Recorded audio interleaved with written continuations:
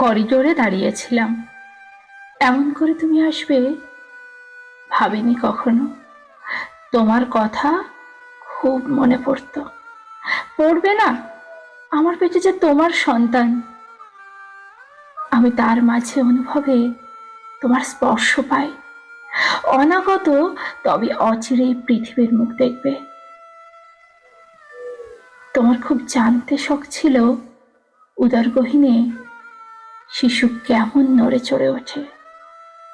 সে কি হাত পা ছড়ে এদিক ওদিক? সেও কি মা ডাকতে পারে? সে কি আমাকে বাবা বাবা ডাকে?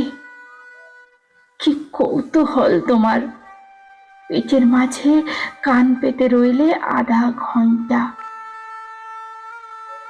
কোনো ফল পেলে না। না মা ডাক, না বাবা ডাক, না কোনো কান্না হাসি। আমি শুধু হাসলাম তোমার পাগলামি দেখে, আর কুকড়ে গেলাম সুড়সুড়ি পেয়ে।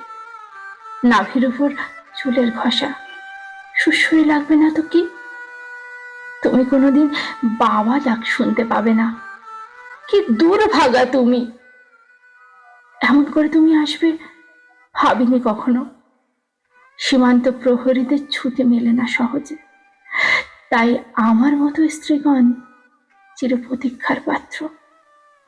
ছুটি নেই বলে হানিমুনটাও করা হয়নি। তুমি বলতে পেনশন পেয়ে তবে যাবে হানিমুনে, সাথে থাকবে নাতি নাতকর। কখনো সখনো ফোনে কথা হলে তুমি বলতে ফোনটা যেন একবার পেটে ঠেকায়। অগ্রিম বাবা ডাক শোনা চাই তোমার। কি পাগলটাই না ছিলে তুমি! করিডোরে দাঁড়িয়েছিলাম, এমন করে তুমি আসবে ভাবিনি কখনো। গাড়ি এসে থেমেছিল রাস্তার শেষ সীমানায়। একটা কফিন নেমে এলো কজনের কাঁধে ভর করে। বাংলাদেশের পতাকায় মোড়ানো তোমার লাশ। গুলিটা তোমার ঠিক কোথায় লেগেছিল? ফুসফুসে, কলিজায়, নাকি হৃৎপিণ্ডে?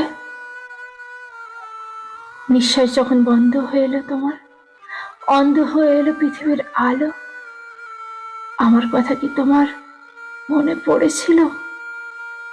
কিংবা আমার উদরপুষ্ট শিশুটির কথা, জলে ডোবা মানুষের মুহূর্ত বিস্তৃত স্মরণের মতো? তোমার অনাগত সন্তান বাবা ডাকবে কাকে? কে শুনবে বাবা বাবার ডাক?